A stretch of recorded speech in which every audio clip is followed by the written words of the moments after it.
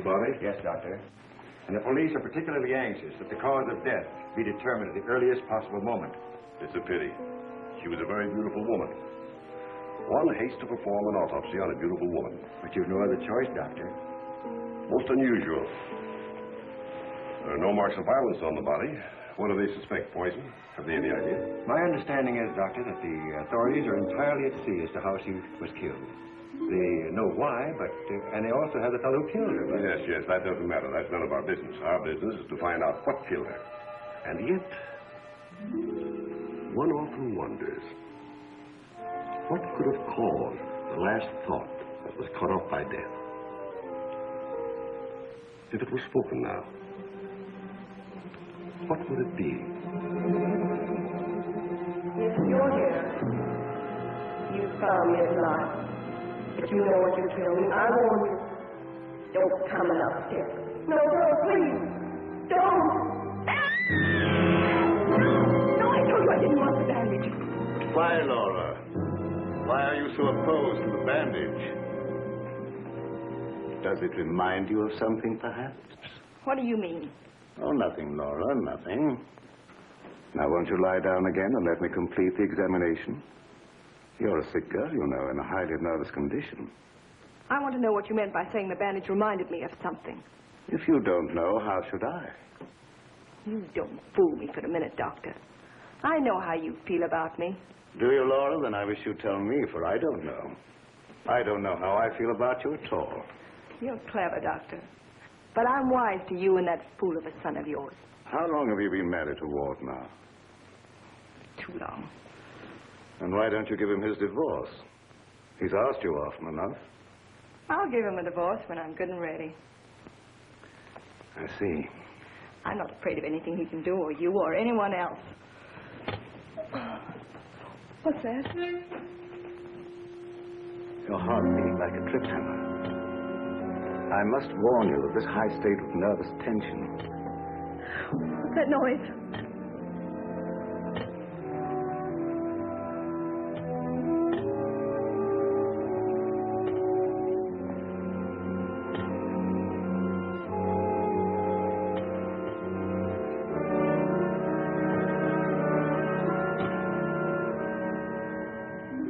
It's only a branch tapping against the window. Now, my dear Laura, if you want me to help you, you must tell me what it is you fear. I told you I'm not afraid of anything. I know what's going on here. Someone's trying to scare me out, but it won't work, see? Here I am, and here I'll stay until I rot. I'm afraid there's more truth in that than you suspect. Laura, I must ask you not to cause Father any more trouble. I don't want you threatening him, you hear? You too. You're so cute. I'm sure you want to be alone. You're not going to make him pay for my mistake. What are you going to do about it? I don't like it. You'd like to choke me, wouldn't you, Ward? You haven't got the nerve. Here. This is the only thing you ever gave me. You can have it back.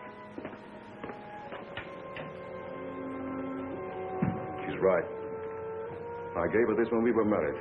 It's the only gift that ever passed between us. Ward, what do you propose to do about Laura? What can I do? She won't leave me. She won't give me a divorce. Well, things can't go on this way, you know. Dad, what is the matter with her? What do you think is wrong? I don't know. She wasn't this way until she began getting those letters from abroad, you remember? Yes, it had something to do with those letters. But you would have thought that when they stopped coming, that... What is it, Elizabeth? There's a patient, Doctor, a Mrs. Williams. Williams? That's the name she gave, and she's decked out like she's going to a horse show. I can't see anyone today. Ask her to make another appointment. Dad, please don't let what has happened interfere with your practice. Oh, very well. Send her in a few minutes. Sure, Doctor. Oh, yeah, that Bill Raymond's waiting. Do you want to see him? Who's he? That private cop who's always hanging around just hoping somebody gets murdered. Oh, yes. He's probably come for his check. Take care of it, will you, Ward? Yes. Elizabeth. Yes. This for you. Gee. Thanks, Mr. Roy. But this belongs to Mrs. Van Ee, doesn't it? Not anymore. It's all yours. She won't get sore, will she? I don't want to have any trouble with her. You know how she is. I know. We all know, Elizabeth. I want to thank you for your patience. Run along now, Lilibet. Yes, Doctor.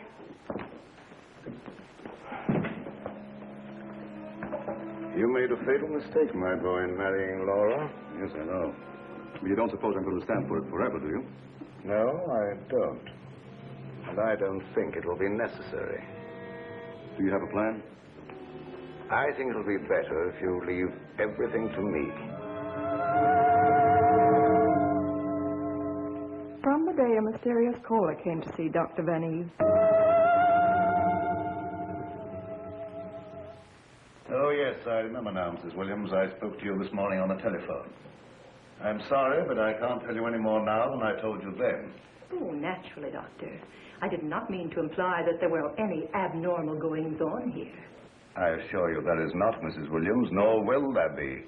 Nevertheless, Doctor, the way you were described to me and the way your place was described to me, I am certain that I am in the right place. May I ask from whom you obtained these descriptions? From a friend, Doctor. A mutual friend. Lilibet, the woman I love. Can't we be friends? Stop tracking your big flat feet after me wherever I go. I've got things to do. Oh, gee, it's wonderful just to see you around, busying yourself, the little housewife. I never knew the cop who didn't love to stand around and watch other people work. Mrs. Williams, it's obvious from your conversation that you've come into possession of certain facts concerning my past. I know of only one person who could have given you that information, and it was my belief, yes, even my hope, that person was dead. But let me say that even if that person were alive, I should not submit to blackmail from you or from anyone else.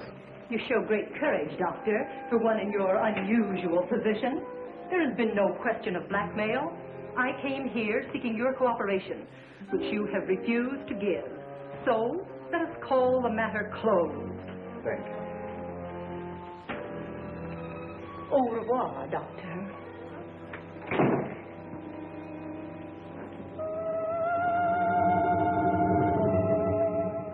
Then came this sinister pair.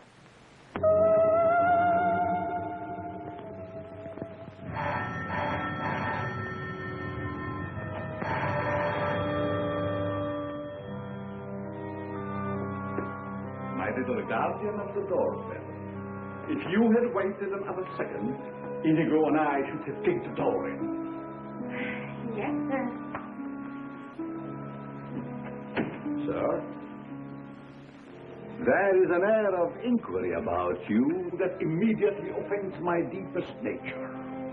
There's something suggesting Scotland Yard, the French Sûreté, the Italian Carabinieri, the Turkish Polizei, and other minions of the law.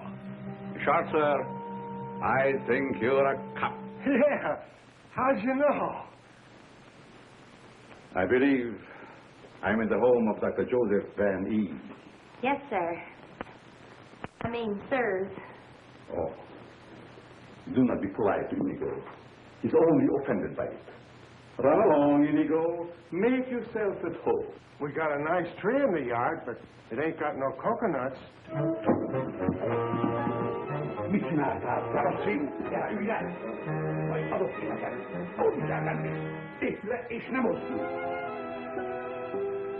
My little friend Inigo is deaf and dumb. He cannot hear and he cannot speak. But he reads the lips, and I would advise you to say nothing to annoy him. His temper is short, indeed. This, I presume, is Dr. Van Ee's private office. Yes, sir. But I really should announce you. My dear girl, if I allowed myself to be announced, I doubt I would be received anywhere. I'm sorry, really I am, but the doctor won't see anybody without an appointment. Appointment? I have had an appointment with him these 20 years. He will see me. Doctor, someone's My dear doctor, truthfully can it be said that your house is your castle, protected by your countless slaves? So it is you, Leonard. I was warned you might appear like one of your own illusions out of nowhere. My dear Joseph, you have not changed a bit. Have you met my friend, Mr. Raymond? Raymond? Oh, Raymond. No doubt a relative of the great magician of the same name. Mr. Raymond is our private patrol officer. He keeps an eye on the premises for us. And other comings and goings. A very good idea, my dear Joseph, to have a private bodyguard at your beck and call. Well, you fellas are old friends, I can see that. Oh, yes. Old friends. Well, then maybe you'd like to be alone to talk over old times. A very good suggestion. Thank you, Mr. Raymond. I won't be far away, Doc. Well, so long, Mr. Leonide. Don't pull any more little men out of your hat. Well, Leonide, what brings you to me after all this time? The long arm of coincidence, my dear Joseph. Simply the long arm of coincidence. Aren't you glad to see me again? No, I can't say that I am. You with your foreign background and I, what have we two in common? Always truthful, Cousin Joseph. As when we were young men, you might have said no and saved your career. But you prefer to tell the truth and ruin yourself. What do you want here, Leonide? A few days' hospitality, my dear Joseph. Nothing more.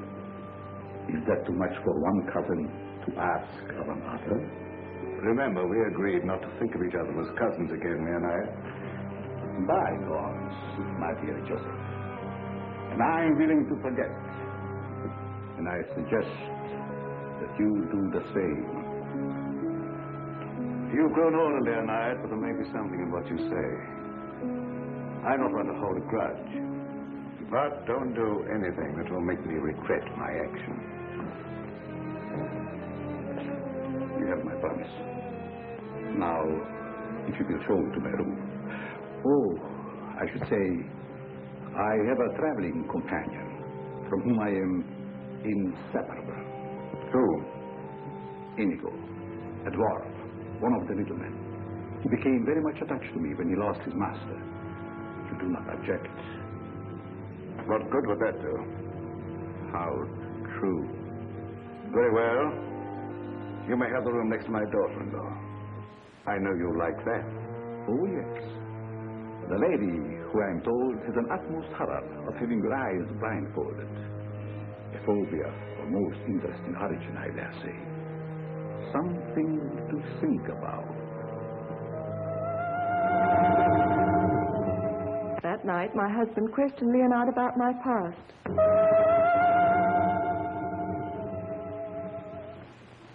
Cousin Leo. Oh. My dear Ward.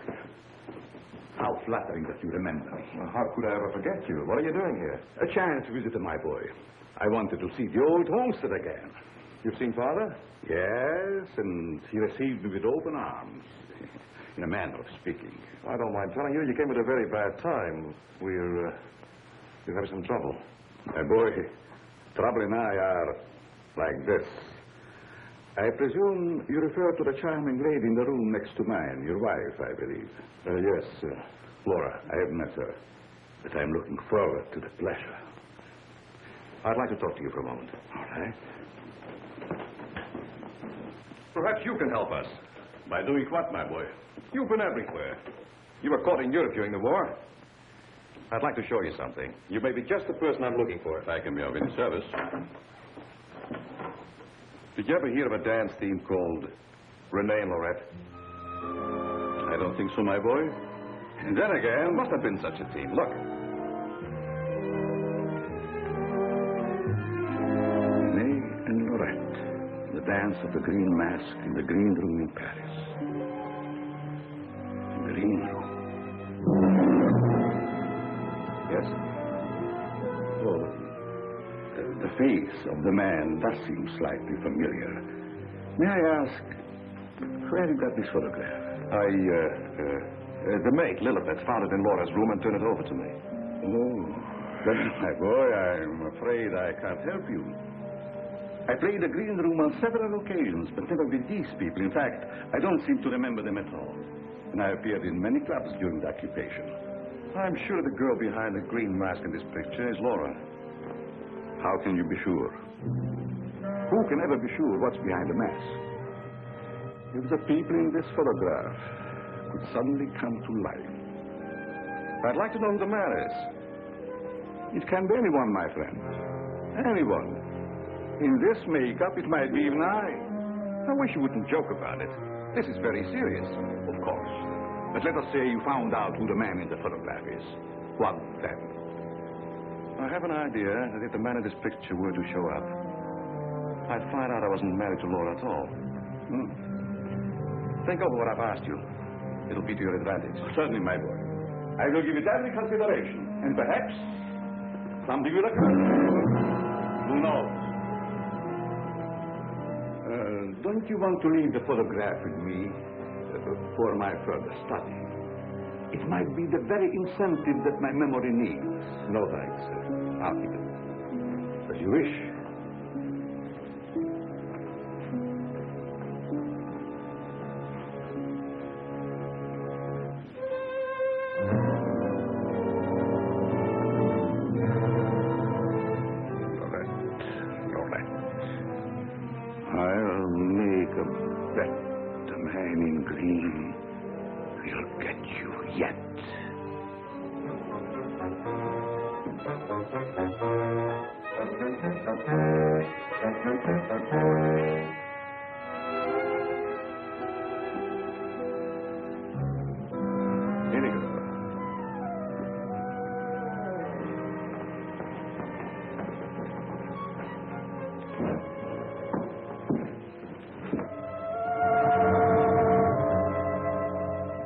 A gruesome surprise was in store for me the following morning.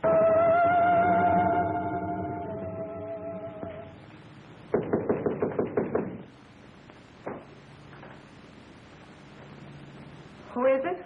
It's me, ma'am. What do you want? The afternoon mail. You wanted to know when it arrived. Was there anything for me? Yes, ma'am. Put it under the door. I can't. It's a package.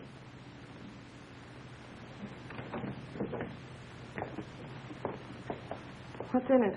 I don't know. It's against postal regulations to open other people's mail. That's never stopped you before. I'd like to know what you mean by that remark, ma'am. Oh, shut up and get out. Don't you want me to help you? No, I don't. Get out. It's addressed to you in green ink with a warning. Look out for the man with the green mask.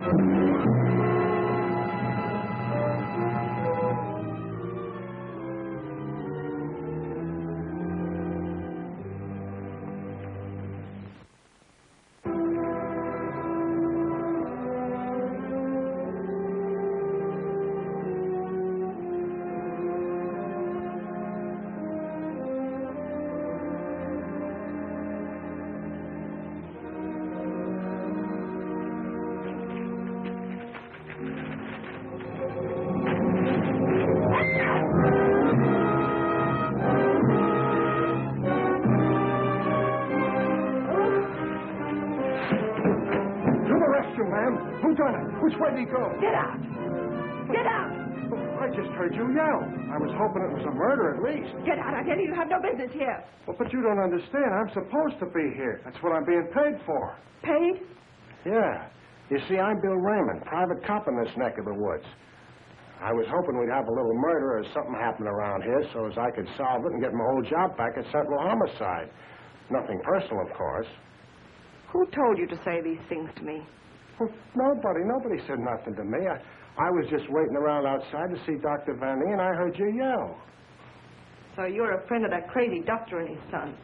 Crazy? I wouldn't exactly say that, ma'am. The doc's a pretty good egg. You wouldn't want anyone to say you was crazy, even if you... You can go back and tell them I'm not afraid of being murdered by you or them or anyone else. No, I don't guess you are, ma'am. Still and all, if you was to get murdered... and I was to find out who done it, it'd be kind of a break for me. That don't be kosher. I wouldn't say that to you, lady, even if I knew what it meant. Now will you get out? All right. I can take a hint. Nice little bedroom companion you've got there. Get out. I'll go, but don't think I'll come running next time you yell. I'll know it's a fake.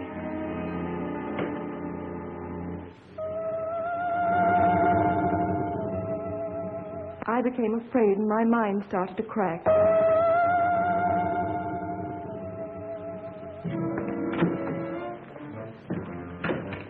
Lilybeth, my melancholy baby, where are you? Where'd you get that box? I don't know what you're talking about. You lying little snoop going through my things. What'd you do with the picture? Where is it? I didn't see it. That's the last time you put your hands on me. I'll give you one more chance, and then I told you I don't know where the picture is, and I don't know what you're talking about. It's been you all the time going through my things, opening my mail, rapping on my door at night. Now you're blaming me. I've never touched anything of yours. You've got my robe on now. Where'd you get that? I was just trying it on. Mr. Ward gave it to me. He said you didn't want it anymore. I'll tell you when there's something I don't want. Shut up. It's only a dummy. Dummy? Where'd you get that thing? I suppose you're going to tell me you don't know anything about that either. Oh, I bet it was in the box. In the box I brought up for you, that's what. There were no stamps on it. How did it get in the mail? I don't know. The doorbell rang, and I thought it was a mailman. I opened the door, and it was sitting there on the stoop. You're lying. No, I'm not. I don't mind telling a lie now and then, but I'm not lying now, honest. Trying to scare me out. I'm not leaving. No. But I am. You come here. You and Mr. Ward are pretty thick, aren't you? Thick? Yes, thick like your head. He's fallen in love with someone else. Who is she? I don't know. It's not me. I know it isn't you. I know all the signs. He's fallen in love with some simple-faced man. There's always a way to get even with them. I've got to find that picture. Otherwise, they won't know what he looks like. I've got to send it to the police. He won't dare touch me. Who do you mean, the man in the picture? Have you seen him? Maybe I have, and maybe I haven't. Maybe I saw him go behind the thicket, or through the wall, or under the house. He's here in the house? Yes. I let him in.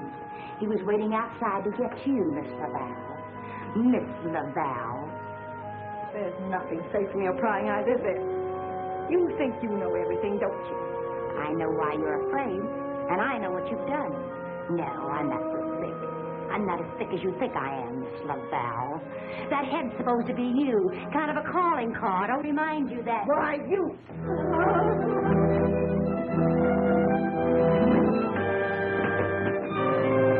Excuse me, lady.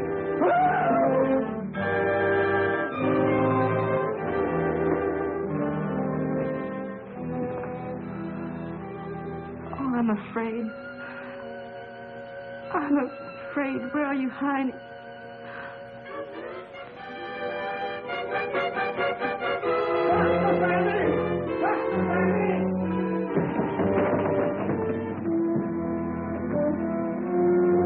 Dr. Van Ee!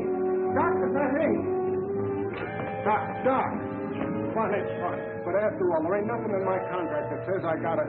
Well, now I ask, is that anything to be playing football with? Where did you get that, Raymond? Miss Van Ee chucked it at me like I was a pass receiver for a football team. And I'm all out of practice. Let me see it. This comes from a group of anatomical specimens that was locked in a room in the cellar. How did you happen to get it? That's what I'm trying to tell you. There I was, outside her door, strictly minding my own business, understand? Listening at the keyhole. I don't think that belongs to the realm of your duties, Raymond. But, Doc, there were screams inside. You gotta admit it's within the longitude of my profession to make with an investigatory reaction thereto. What am I saying? I don't understand how his head got from its locked room in the cellar. Well, the way I heard it, it was sent to Mrs. Van Ee. That was rather a gruesome practical joke. Why, your anatomical locker hasn't been opened for ages. I think you once told me you'd lost the only key to it. I know. There is no key to my knowledge. Why, that thing didn't walk out of the room by itself. Hardly.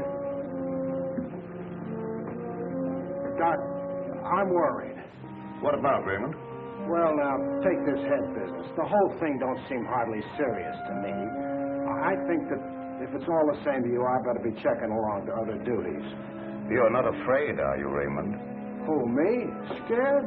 It's just that I don't think that there's going to be any murder here done after all. That's too bad. Well, it's not your fault, I guess. It's just not my lucky day, that's all. Thank you, Billy Beth. Oh, Miss Lilybeth, have you a little more coffee in the kitchen? What happened to the 3 gallons I already gave you today? Lilybeth, what you need is a good, strong, steady man. Who is always hanging around, tracking up my floors and things. What's that on your shoes? Looks like cobwebs from out of the cellar. What were you doing in the basement? It could have been the attic. Bill Raymond, you're holding out on me. What are you up to? Up to? Yes. Who asked you to go poking around in the cellar? It was in performance of my duty. What duty? What did you find? Absolutely nothing. That's what makes me so disgusted. Too bad about you. You know, Lilybeth, I think somebody around here is just kidding. They don't mean business at all. Why don't you just wait around and see? Say, if you got any inside dope, I wish you'd tip me off. If I'm ever going to get back to Central and prove I'm a good detective, I got to have some clues.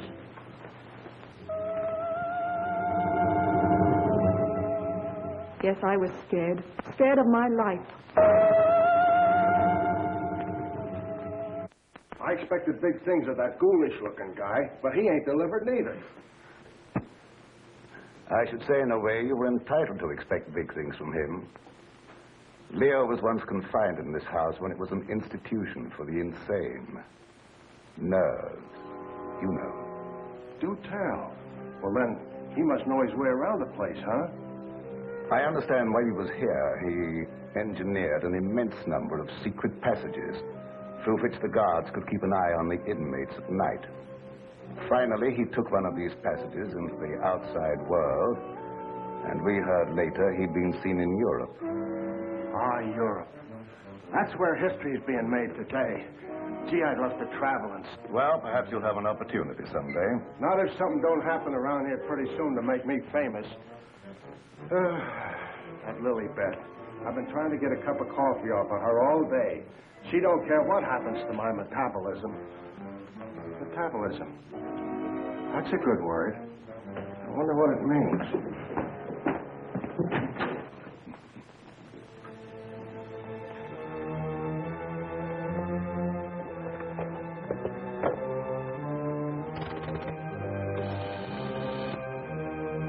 Operator, I want the police right away.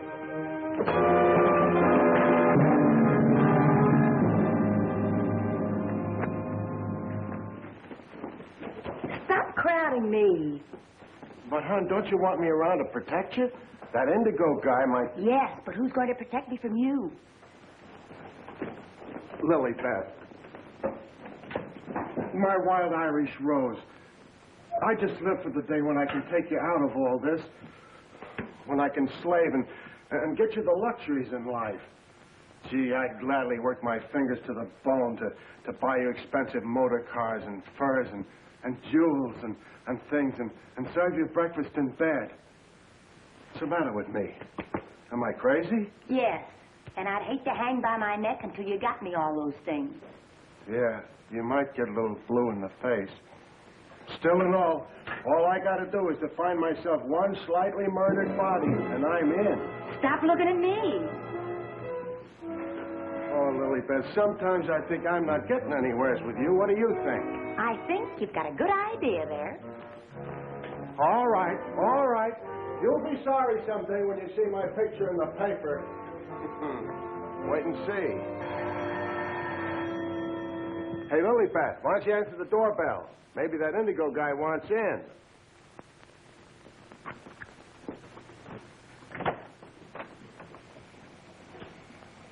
The doctor ain't home. You'll have to call some other time. Don't be silly. Don't say I didn't tell you. Close the door on your way out. Hey, wait a minute. Well, if it isn't Bull Raymond. Terry, you trying to ruin me? Ruin him. Come here, Bull. Meet Miss Cornell. How do you do, I'm sure. Likewise. How do you happen to be out with him? Cute, darling, don't you think? Flat at both ends, head and feet. You've heard me speak of him. Bull Raymond. Bill Raymond, if you please. Mr. Terry Lee, you so-called reporter. How do you happen to be out with a deuce like this? Jane Cornell. Good for dull days in a man's life. Mr. Raymond. Oh, yeah, I remember. Terry told me about the time you shot up the dressmaker's dummy. Huh? Yeah, he said you closed in on what you thought was a murderer, but it turned out to be the dressmaker's dummy, and you shot it full of holes so the real murderer got away. My pal. So this is where you've been hiding after they kicked you out for that fiasco, huh? Bull Bill, I mean? What are you doing here? Can't a man rehabilitate himself in peace? Here I come, looking for an honest crime around here so I can solve it and get myself back to Central. And you come along and... Where's the body, Bull? Bill? There ain't no body. That's the trouble. No, let's keep it friendly. Friendly? What do you mean? Let's have it. Who killed who and why? Are you kidding? Did somebody get knocked off around here? Look, I don't like to be kidded either. Where is it hidden, Sherlock? Oh, Terry, you've been on the police beat so long that... Now, listen, Bill, you know me well enough to know I wouldn't come out here just for the ride. Not when I could be, It just so happened there was a call to the police. Came from out here. And I happened to be there when it came through. Miss Cornell happens to be the operator. So she tipped me off. Told me the line had gone dead. So I smelled the story, and here I am for an exclusive. You see what I mean? What's in that? Well, that's the doctor's consulting room, but there ain't nobody in there. I've been standing here for quite a spell. Open it up. Let's take a look. That's funny. The lights in here ain't almost never out. In you go. Never do that. I could get killed that way. Is that bad? Oh, so nothing's happened around here, huh? Busted.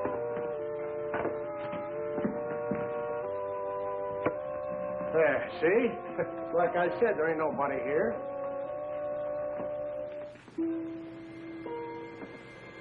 Hey, cut it out, will you? You're making me dizzy.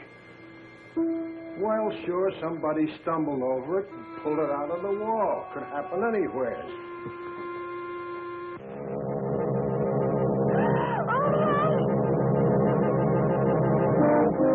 Wants to shake hands with you, Bill. Step right up. Not me.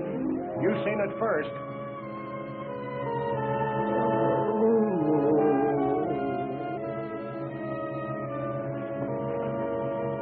Doc. Raymond, did you try and kill me? Oh, why, Doc? Why should I do that? You ain't paid me for last month yet. How long you been here? Now, let me see. I was going to make a telephone call when... Somebody conked you, huh, Doctor? Then ripped the telephone wire out? Yes, I imagine that is about what happened. Who are these people? Well, they're all right, Doc. This is Terry Lee and Miss Cornell from the Times. We don't want any reporters here. Nothing's happened. Look, Doctor, nobody ever wants reporters, but then something happens, and there they are. But nothing has happened. I fell and hurt my head. Oh, I see. Then you got up again, put yourself on the table, and got all nice and pretty in that shroud there. You won't get any story here. And now, if you'll excuse me, I have some work to do. Doctor, do you mind if we stick around for a while? Seeing that nothing's happened, well, why not? Very well, you may stay for a while, but I warn you, if you make yourselves objectionable in any way, I'll have Raymond throw you out. Well, come on. You heard what the doctor said. He's busy. Get out of the office.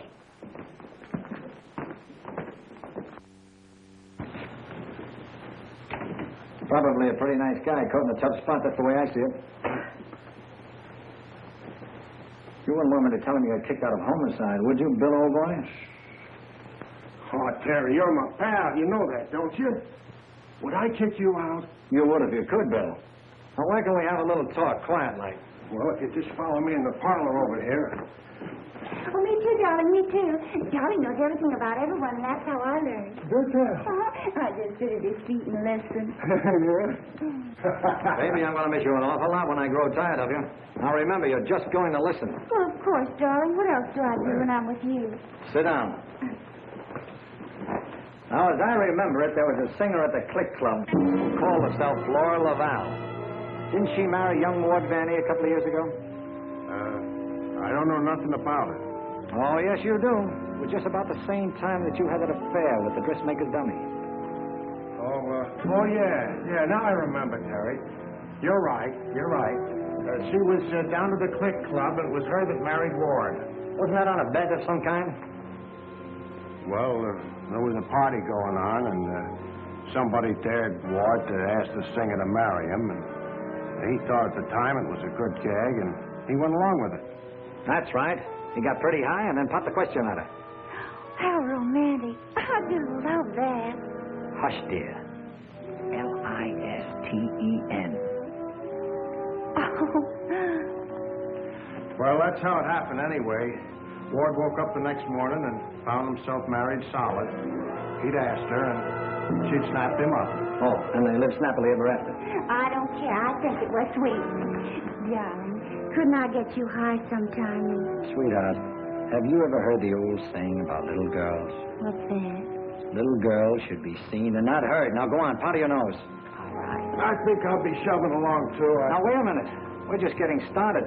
We were talking about a singer who called herself Laura Laval. Pushed her way into this house for good reasons of her own. Gentlemen, I beg your pardon. I must tell you frankly, I have been eavesdropping. Professor Leonard, this is a reunion. My boy, you must forgive me. You seem to remember me, but I do not recollect you. When was it? What was it? Oh, Professor, it was a long time ago, and I was a kid up in the balcony in Albany. Yes? When you brought down the house with great feats of legerdemain. Oh. You remember, Professor? That was the night that the box office receipts disappeared, just like magic.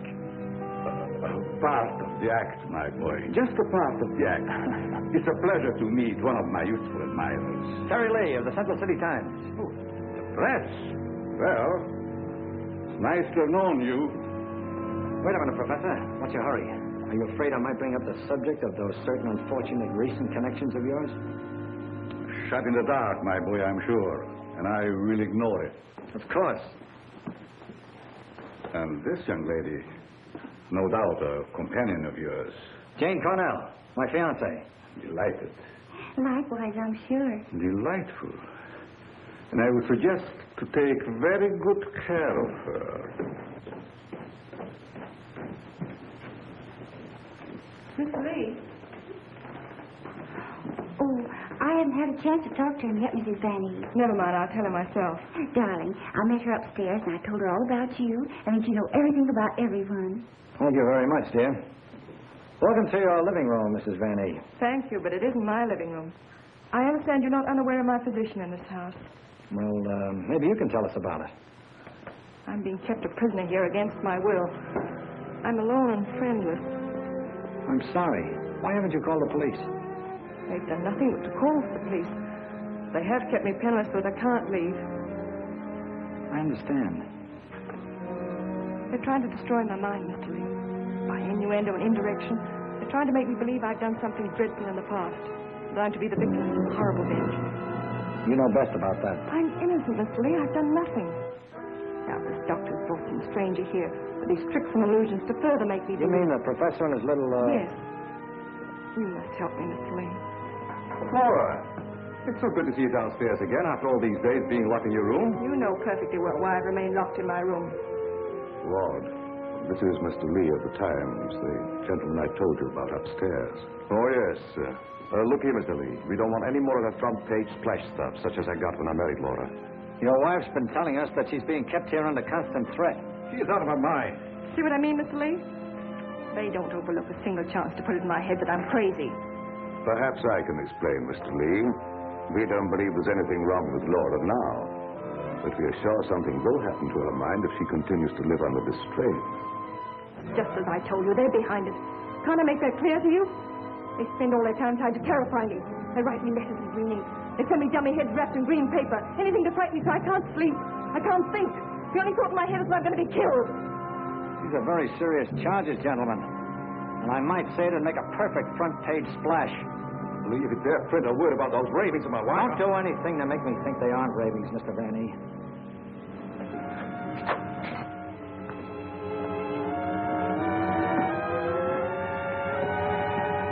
He's said to put the blindfold on, and you will know the truth. No!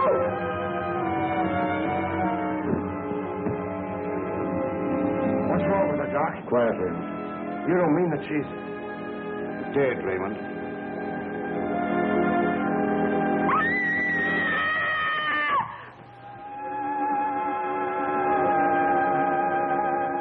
Then I knew that he was here.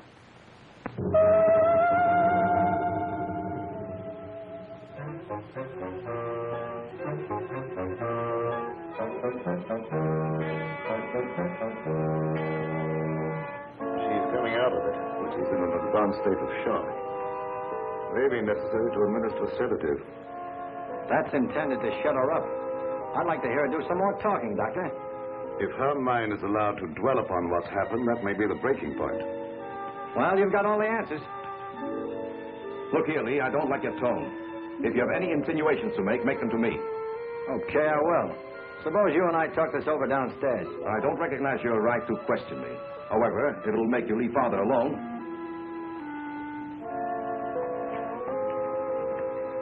Bill, fix yourself a chair right outside the door and don't leave until I get back. Sure. But what about Lily-Pad? Don't she weigh nothing around here?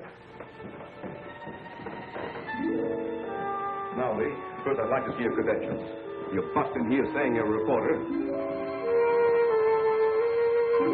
That's the old turn-the-tables gag, Van Ee, but if it'll make you any happier, take a look.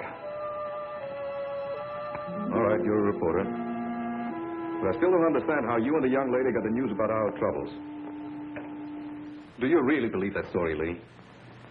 Do you in your right senses really believe that we are keeping Laura a prisoner here? That's what the lady says. She said that... Nonsense. Nothing would please me more than if she got out. Look, I don't get any of this stuff, Van Ee, but there's a tricky deal going on around here, and I intend to sit in on it. Too bad I can't flash the city desk to make ready for a front-page replay. Yes, isn't it? Either your wife is the victim of a well-plotted program of persecution calculated to drive her insane, or she's the witch you say she is. You're the fellow with the nose for news. What does it tell you? It tells me that right now I'd like to know where your disappearing relative is.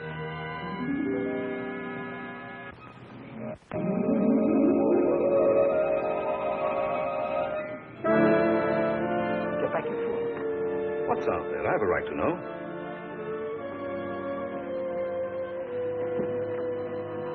Don't see anything. What was it? It isn't possible. It isn't possible, of course. What do you see out there, Lee? I've had enough of this. Come on. Are you nervous, Miss Cornell? Oh, no. I think it's very exciting.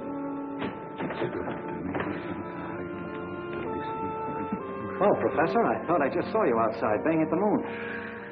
You disturbed her sleep. Where have you been?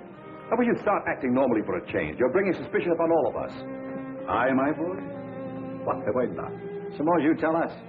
Has no one arranged to silence you yet, Mr. Lee? What a pity. I don't silence very easy, Professor, and it'd take a lot more than what you've done to her. Do you suggest that I had a hand in that poor girl's unfortunate demise? Why don't you behave yourself, Professor? Mr. Van Ee here has the right idea. You're just gumming up the works. I did my humble best. Who are you working for? What do you expect to get out of it? I'm discharging a debt, Mr. Lee. A debt contracted many years ago. Now, are you any wiser than you were a moment ago? No, but I'm beginning to get a general idea. By the way, how's that little girl of yours? I hope fervently that nothing happened to her. She would look so beautiful lying here. Look, Professor, I may not have been very smart in bringing Miss Cornell here, but if I thought you had any plan to do that... Why do you persist in making me the villain, Mr. Lee?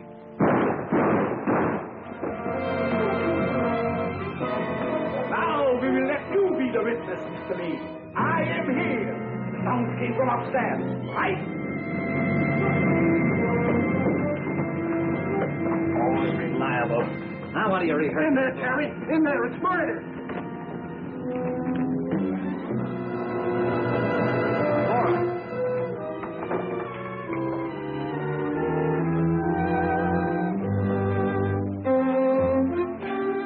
Jenny, wake up. Wake up. Oh, Terry. Tell me, what happened? Oh, Terry, darling. Let me think. Everything went black. Yes? Then it started to talk. What started to talk? I don't know. That thing. Now, look, let's get back to the beginning. I left you here with Dr. Van Ee. Yeah, and then he gave Mrs. Van Ee a shot with a long needle. Never mind that. All right. Then he said, would I sit with Mrs. Van Ee? Okay. Where is she now? Who? Mrs. Van Ee. Where did she go? That's just what I asked you, Janie. Well, she was right here. Then Dr. Van Ee went out. Then what happened?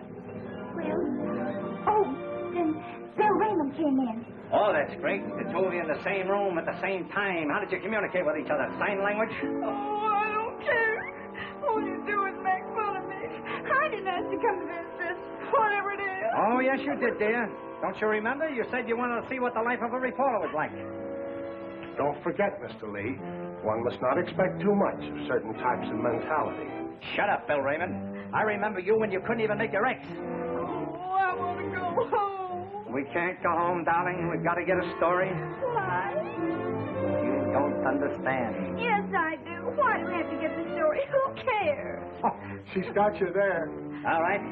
Now, you tell me, what happened to you? Me? Oh, well, you said to stay outside the door, and I pulled up a chair. That's right. She was inside the door, and you were outside.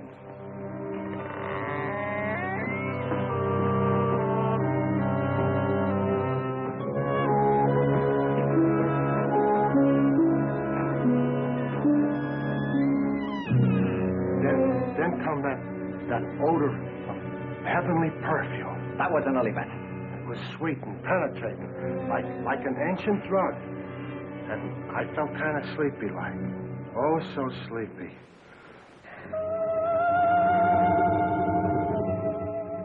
At last, he had me under his power.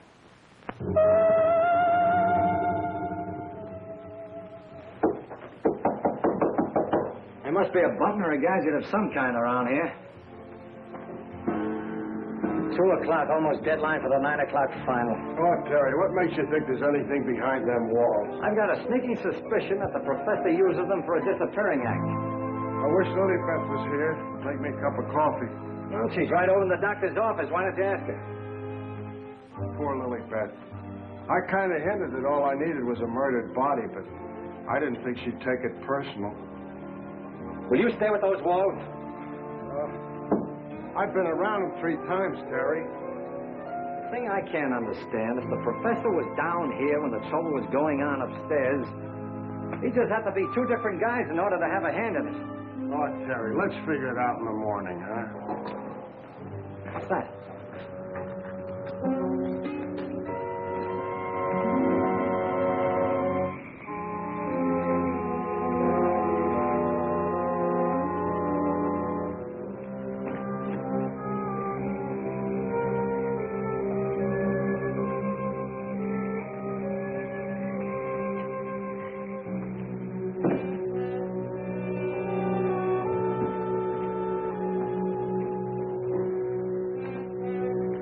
Wake up.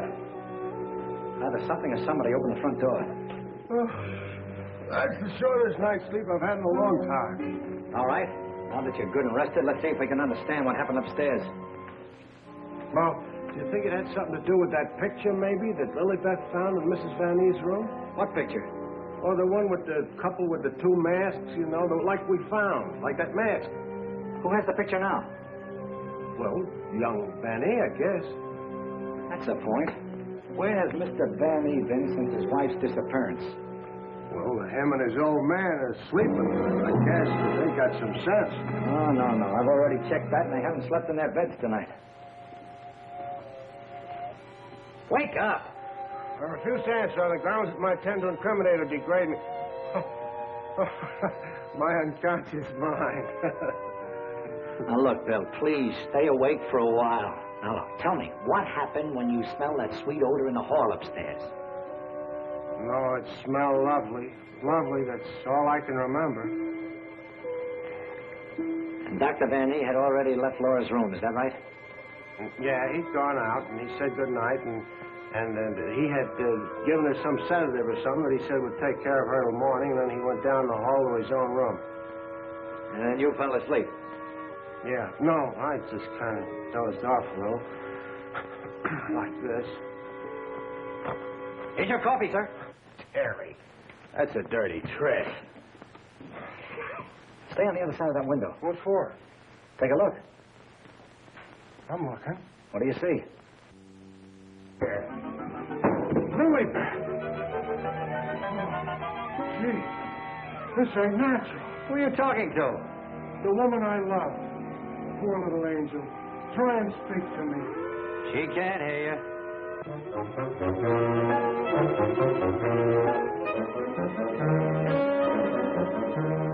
What was you doing outside? You're supposed to be dead. Now you stay right here, honey. I gotta catch that guy in the shrubbery. What are you doing for me, Lilybeth? I got work to do. Lilybeth, be reasonable, will you? If you don't cooperate, I'll never get back to Central. Never mind, Raymond. Take care of Lilybeth. Lilybeth?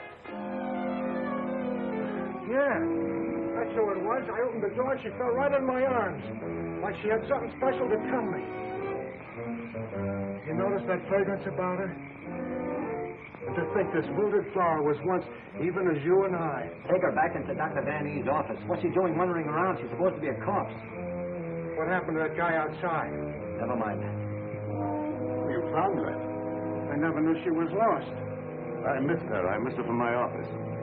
Will you please take her back? What are you going to do? Yes, Doctor, and what have you been doing? We've turned this house upside down trying to find you. Hardly that, young man. If you'd done that, you would have found me. Now, Raymond, we can't allow this girl to remain in this condition any longer. Well, what can you do? She looks like a perfect stiff to me. Bring her into my office. Oh, Doctor, this may not be any news to you, but your daughter-in-law has disappeared. Oh, how dreadful. But let us say somewhat overdue. Eh, Mr. Lee? You don't seem very surprised to hear about it. Young man, when you've been devoutly praying for something to happen, you accept your good fortune without question.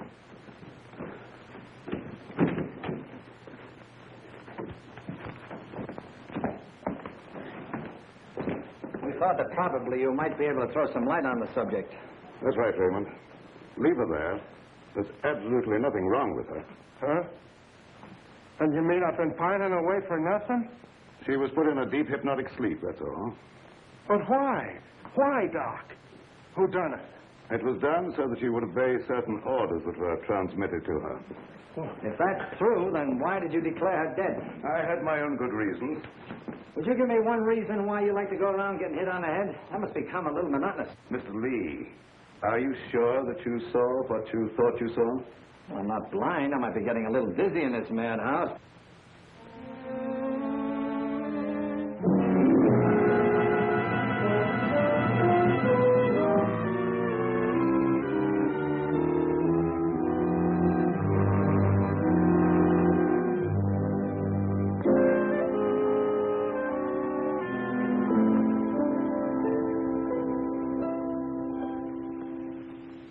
You know, Doctor, morning isn't very far off.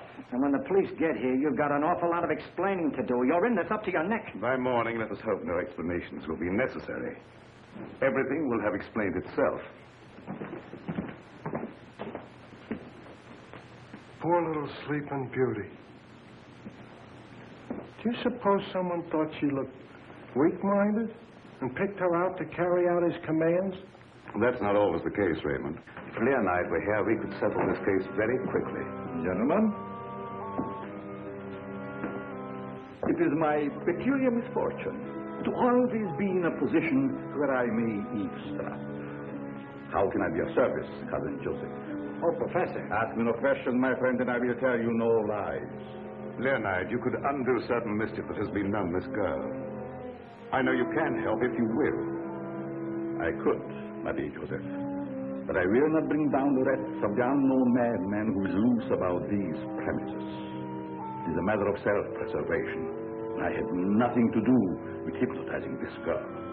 I have an idea that she may have already carried out the unknown's orders and that he no longer needs her. Nevertheless, my dear Joseph, you must excuse me. Just a minute, Professor.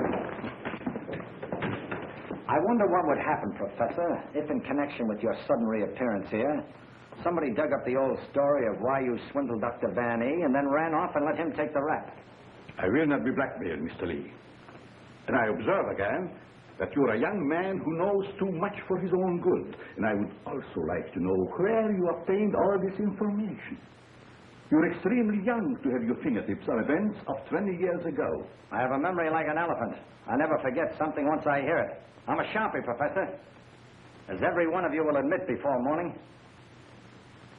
Now, Doctor, I'd like to bore you with a few questions. I wouldn't mind, young man, if you had the slightest idea of what you were looking for. Maybe if we start back to the time around midnight, when you administered what you call a sedative to your daughter-in-law. Are you inferring that I had anything to do with Laura's disappearance? Why do you keep evading the issue, Doctor? You know you'll have to confess when the police get here anyway. I would remind you, young man, that you're making a direct accusation, and I refuse to answer. Look, I want the facts and I want them now. Let's cut out the mulberry bush routine. Listen, Bill, you're supposed to be a cop and you want to get back to homicide. Help me make the doctor loosen up. He knows a lot more than he's telling. Well, sure, I'll help Terry, but first let's get Lilybeth out of this. Maybe she can tell us something. Yes, Mr. Lee, it seems to me that you're not too anxious to have Lilybeth restored to consciousness.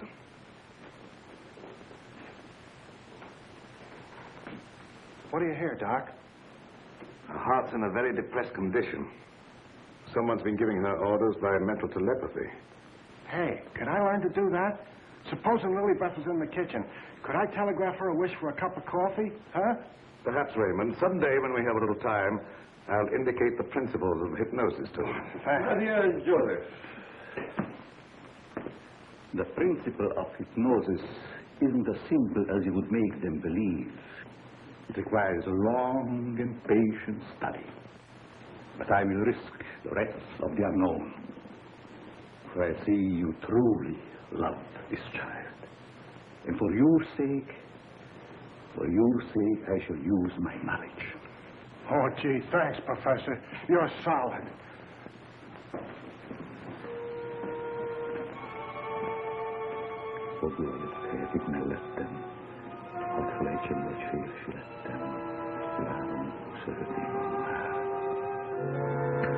Wake up.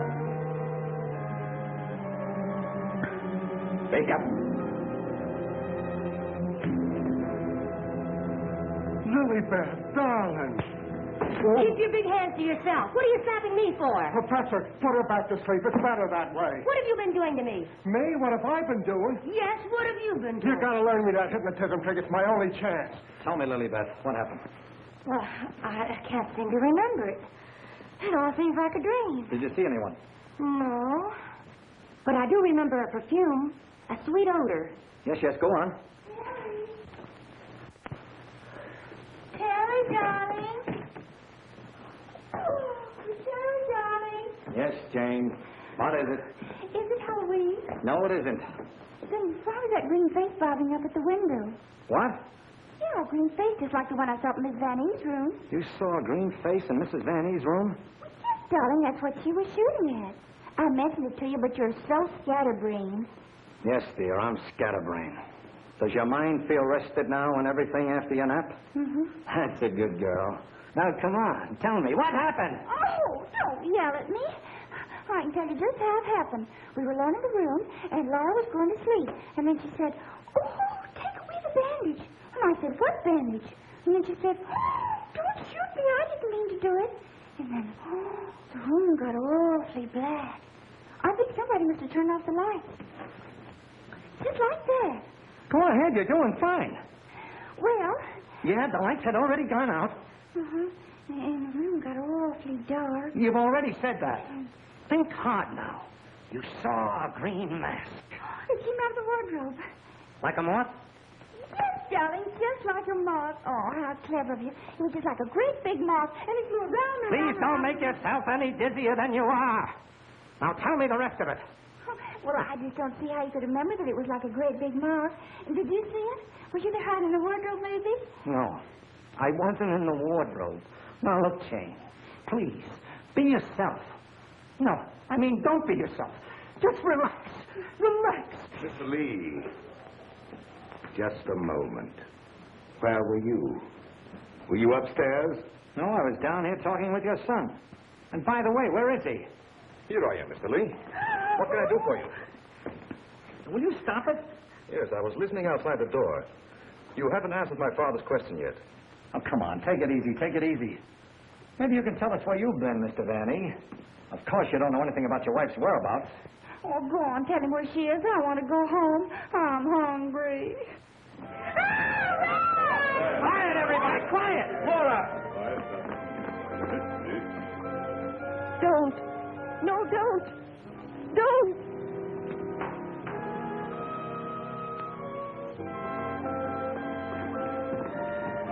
Laura! She's under a hypnotic spell. Ladies and gentlemen, it has been an exciting night, and you all are deserving of some explanation and relaxation for the strange goings-on. The guy who's doing the talking is behind the wall somewhere. Now you're getting smart, Sherlock. We introduce at this time the team of Lorette and Renee as they appeared at the height of their success in the green room of the Paris Creole. Sure. The mask. The picture. Mademoiselle Lorette. Now I know who he is.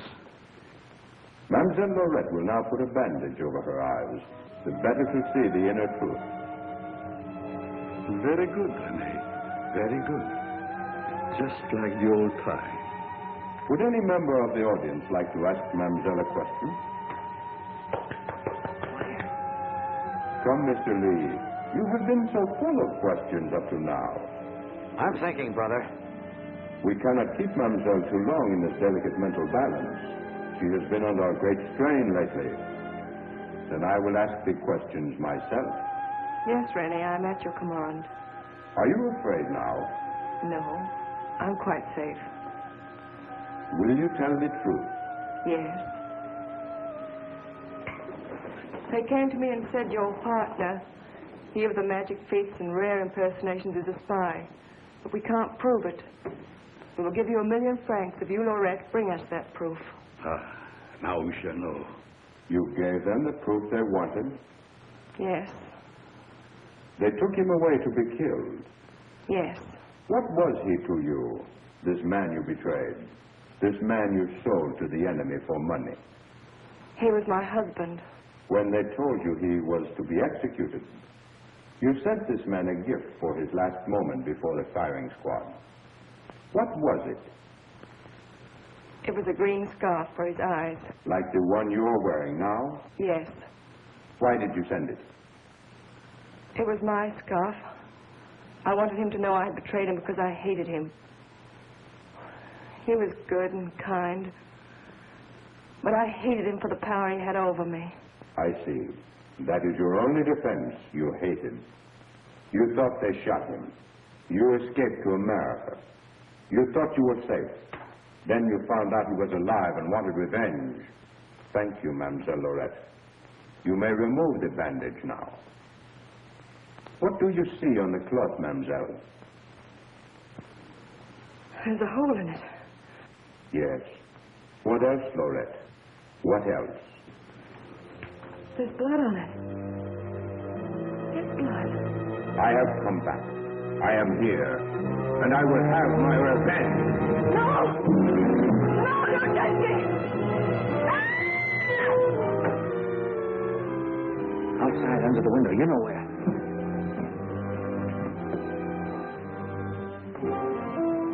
Yes, he had his revenge. She's been living in mortal terror that he'd find her. Just a minute, lady. You ain't going nowhere. Well, if it ain't Mrs. Williams, come along with me. Come on, come on. You want me to flog you? Get inside. Hey, Terry, come here. Get a load of this. There's your man. At last I caught me a murderer. You're wrong. I never laid a hand on her. Nay, my boy, you kept your promise to me. You said you wouldn't touch her. But she's dead, ain't she? And you ain't going nowhere till we find out what killed her. And you, Professor, you know too much for your own good. I'm holding you, too. Now you're getting smart, Bill. Well, Professor, I see you two know each other. Yes. Renee was my assistant. I taught him everything he knows. He went out for himself and became a success. Later, we met in a concentration camp. And here we are. A small world, Mr. Lee. Small world, indeed. Terry, is this the place where you get the marriage licenses? No, dear, this is the morgue. The morgue. Oh, darling, you say the cutest things. The morgue. Oh! Never mind, dear. You just stay right here and nobody will get you. Oh, but... Well, Doctor, got anything to add to my story of the year? Who's this Renee? Renee was the husband. She turned him over for a son. Figured the Nazis would take care of him, but he had ideas of his own. Look, Doc, was it murder? Do I finally get a break? Was she murdered? We're sending the report to the police. What was it say? Oh, come on, Doctor. Don't hold out on us.